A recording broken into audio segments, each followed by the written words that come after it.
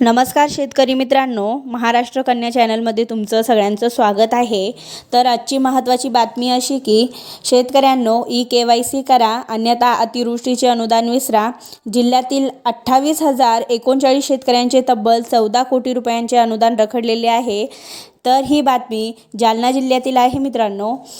जालना जिल्ह्यात मागील वर्षी जुलै ते सप्टेंबर या काळात शेतपिकांच्या झालेल्या नुकसानीबद्दल शासनाकडून 431 कोटींचे अनुदान जाहीर केले होते। यातील 13 कोटी 98 लाखांचे अनुदानाचे अद्याप वाटप होऊ शकलेले नाही। 28,039 शेतकऱ्यांनी खात्याची KYC केलेली नसल्यामुळे त्यांच्या खात्यात मदतीची रक्कम येऊ शकली नाही।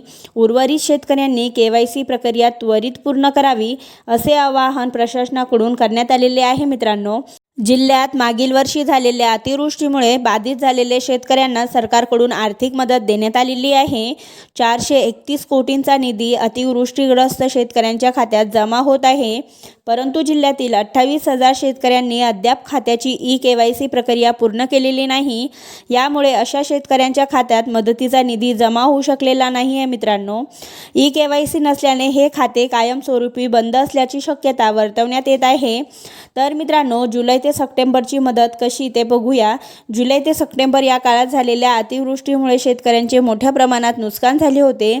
शेतकऱ्यांनी नुकसान भरपाई देण्याची मागणी केली होती। यानुसार शासनाने ऑक्टोबरमध्ये 431 कोटींच्या अनुदान निधीस मान्यता दिली होती। त्यानुसार अनुदान जमा झाले होते। तर मित्रांनो, 24% शेतकऱ्यांकडे फार्मर आयडीच नाही आहे। तर जिल्ह्यात फार्मर आयडी असलेल्या शेतकऱ्यांनी टक्केवारी 82% इतकी आहे। अद्यापही 18% शेतकऱ्यांकडे फार्मर आयडी नसल्यामुळे दिसून येत आहे। मागील वर्षापासून ॲग्रीस्टॅक प्रकल्प शासनाकडून राबवण्यात येत आहे। या प्रकल्पाच्या माध्यमातून शेतकऱ्यांना फार्मर आयडी देण्याची प्रक्रिया सुरू करण्यात आलेली आहे, परंतु याकडे उर्वरित शेतकऱ्यांनी दुर्लक्ष केल्याचे दिसून येत आहे मित्रांनो।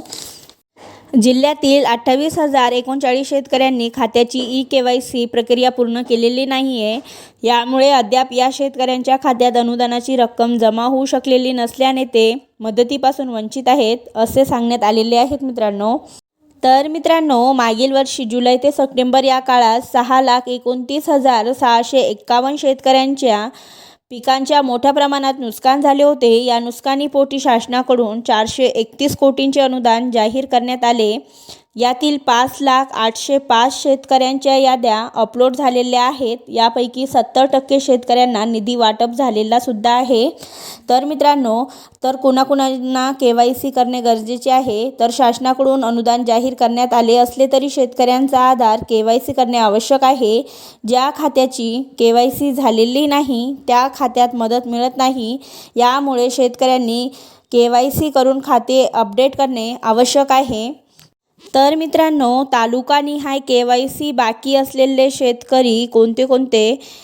तर जालना जिल्ह्यातील, बदनापूर जिल्ह्यातील, तसेच अंबड, घनसावंगी, भोकरदन, जाफराबाद आणि मंठा पडतूळ येथील शेतकऱ्यांनी KYC करणे गरजेचे आहे, अन्यथा अनुदान मिळणार नाही याची नोंद घ्यावी आणि आपली ई-KYC पूर्ण करावी।